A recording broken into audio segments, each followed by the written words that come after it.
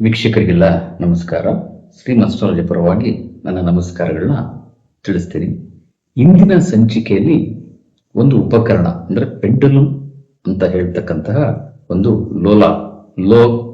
ಲೋಹ ಅದರಿಂದ ಆಗ್ತಕ್ಕಂಥ ಅನುಕೂಲಗಳು ಏನು ಅನ್ನೋದ್ರ ಬಗ್ಗೆ ತಿಳ್ಕೊಳ್ಳೋಣ.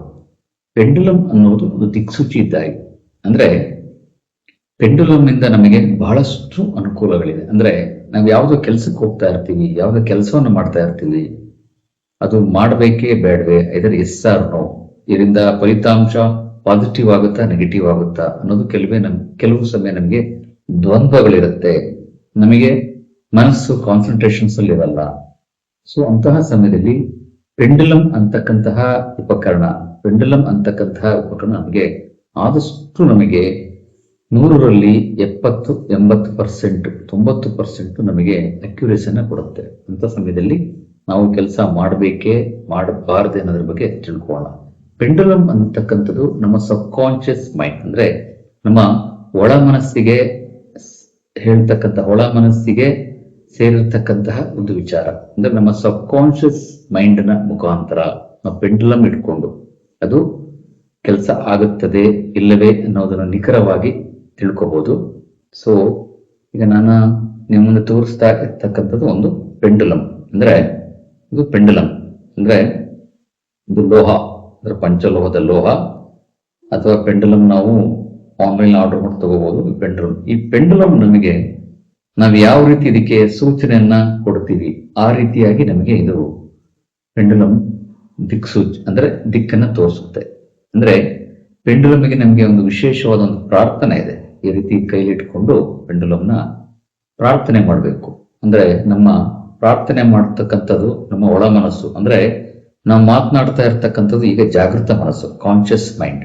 ಅಂದ್ರೆ ಆ ಕಾನ್ಶಿಯಸ್ ಮೈಂಡ್ ಇಂದ ಸಬ್ ಕಾನ್ಶಿಯಸ್ ಮೈಂಡಿಗೆ, ಅಂದ್ರೆ ನಮ್ಮ ಕಾನ್ಶಿಯಸ್ ಮೈಂಡ್ ಇಂದ ಸಬ್ ಕಾನ್ಶಿಯಸ್ ಒಳ ಮನಸ್ಸಿಗೆ ಮಾತು ಕಥೆಗಳು ಹೇಗ್ ಮಾತಾಡಬೇಕು ಅಂದ್ರೆ ಕಣ್ಮುಚ್ಚಿ ದೇವರನ್ನ 1-2 ನಿಮಿಷ ಪ್ರಾರ್ಥನೆ ಮಾಡಿ ಪೆಂಡುಲಮ್ ಇಟ್ಕೊಂಡು ನಾನು ಈ ಕೇಳ್ತಾ ಇರತಕ್ಕಂಥ ಕ್ವಶನ್ನು ಇದು ಸರಿಯೇ ತಪ್ಪೆ, ಇದರಿಂದ ನಮಗೆ ಒಳ್ಳೇದಾಗುತ್ತೆ ಅನ್ನೋದನ್ನ ಪ್ರಾರ್ಥನೆ ಮಾಡಿ ಈ ರೀತಿ ಪೆಂಡುಲಮ್ ಅನ್ನ ಹಿಡಿದುಕೊಂಡು ನಮಗೆ ಇದರಲ್ಲಿ ಎಸ್ ಆರ್ ನೋ ಅಂತ ನಮ್ಮ ಮುಂಚೆ ತಿಳ್ಕೊಂಡಿರ್ಬೇಕಂದ್ರೆ ಕ್ಲಾಕ್ ವೈಸ್ ಸುತ್ತಿದ್ರೆ ಎಸ್ ಬರುತ್ತೆ, ಆಂಟಿ ಕ್ಲಾಕ್ ವೈಸ್ ಸುತ್ತಿದ್ರೆ ನೋ. ಅಂದ್ರೆ ಎಸ್ ಬಂದ್ರೆ ಮಾಡಬಹುದು ಅಂತ, ಆಂಟಿ ಕ್ಲಾಕ್ ವೈಸ್ ನೋ ಬಂದ್ರೆ ಮಾಡಬಾರದು ಅಂತ ವಿಚಾರಗಳನ್ನ ಬರುತ್ತೆ. ಅಂದ್ರೆ ಇದಕ್ಕೆ ನಾವು ಡೈಲಿ ರೆಗ್ಯುಲರ್ ಪ್ರಾಕ್ಟೀಸ್ ಮಾಡಬೇಕು. ಪೆಂಡುಲಮ್ನ ಇಟ್ಕೊಂಡು ಪ್ರತಿನಿತ್ಯ ಪ್ರಾಕ್ಟೀಸ್ ಮಾಡಿ ನಮ್ಮ ಸಬ್ ಕಾನ್ಶಿಯಸ್ ಮೈಂಡ್ ಜೊತೆಗೆ ಅದನ್ನ ಕನೆಕ್ಟ್ ಮಾಡ್ಕೋಬೇಕು.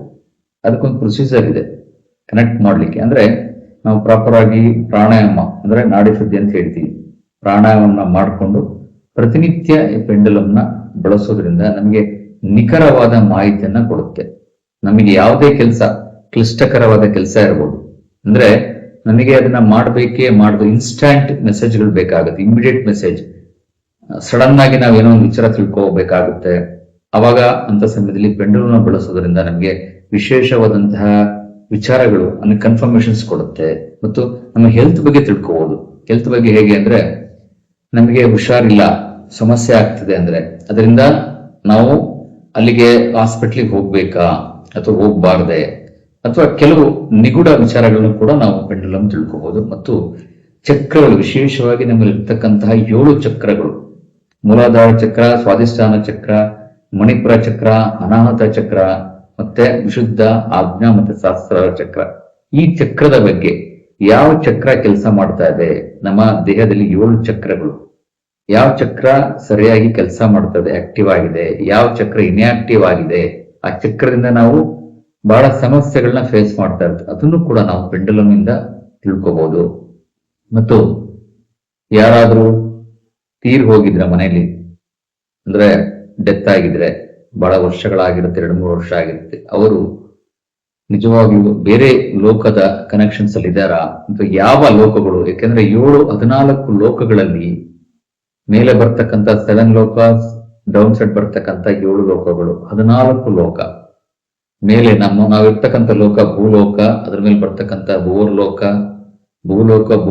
ಮಹಾಲೋಕ, ಜನಲೋಕ, ತಪಲೋಕ, ಸತ್ಯಲೋಕ. ಈ ಲೋಕಗಳಲ್ಲಿ ಎಲ್ಲಿದ್ದಾರೆ ತೀರೋಗಿರ್ತಕ್ಕಂತಹ ವ್ಯಕ್ತಿಗಳು ಕೂಡ ಎಲ್ಲಿದ್ದಾರೆ ಅನ್ನೋದು ಕೂಡ ನಾವು ಪೆಂಡುಲಮ್ ಮುಖಾಂತರ ಕರೆಕ್ಟ್ ಆಗಿ ಮಾಹಿತಿ ಕೊಟ್ರೆ ತಿಳ್ಕೊಬಹುದು.